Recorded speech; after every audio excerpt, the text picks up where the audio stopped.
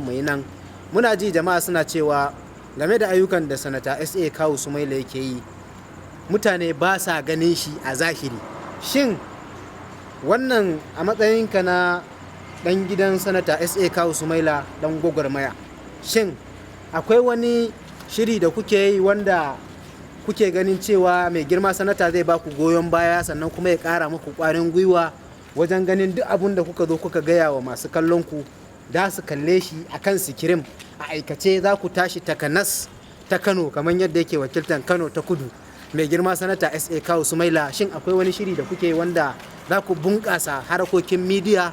na ɓangaren gidan sanata SA Kawu Sumaila wanda za ku samu dama duk abin da aka ce an yi shi a aikace za ku je ku ɗauka kuma ku nuna masu kallo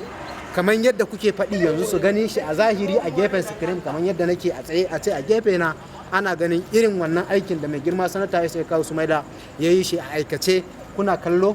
kuma za ku zo ku sanar da cewa lalle wannan midiya ta bayyana abin da masu kallo suke so su gani, domin wannan muna yin shirin ne domin duk waɗanda suke bangaren Kano ta Kudu su tabbatar da irin himma da hazaƙa da mai girma sanata SA Kawu Sumaila yake yi. Insha Allahu nan da ba jimawa ba za mu fara yin wannan abun step by step. Duk yadda muka ce muku za a yi akwai ayyukan nan za mu je mu nuna muku a zahiri. Insha Allahu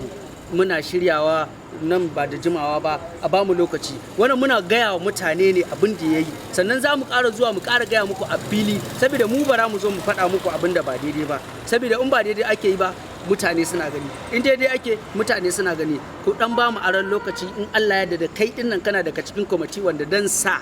a gidan sanata Kawu, in Allah ya da mu tafi da kai duk gurin da na ce muka muna da aiki, in Allah ya da za mu je wurin sai mun haska a sikirin, sannan mu haska ka haska ni, mu nuna wa mutane fito ga gurin, mutane su tabbatar da abin da muke gaskiya muke gaya wa mutane. Sannan wai muna yi ne ba wai dan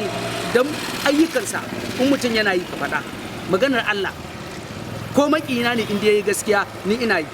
in kuma bai gaskiya ba za mu fito mu faɗa, saboda ya riga da yayi sanata. In Allah ya da kaɗan ba mu lokaci za mu fitar da wani approve din, za mu je garuruka duka local government 16 nan, in Allah ya da sai mun je mun nuna mu mutane ayyukan sanata Kawu insha Allah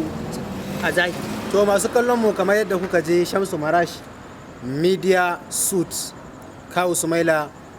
ya ci baki ma ya are bakin mai girma sanata, ya ci mai albasa game da bukatunku da kuke so.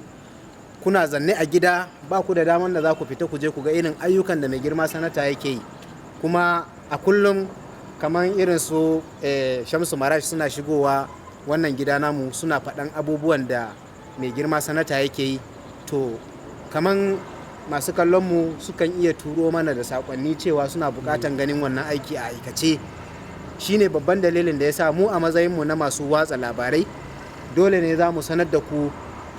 daga cikin raunin da masu kallonmu suke gani cewa kun gaza a wannan tafiya ta Kano Senatorial South, shine su ga aikin nan a aikace. Duk inda za ku je ku yi aikin ku a tabbatar cewa an gan shi a haske, an haska musu, suna gida daga kwance su tabbatar da cewa wannan ayyuka na sanata SA Kawu Sumaila yana tafiya yadda ya dace. Duk mutumin dama da ina jin in yana bibiya na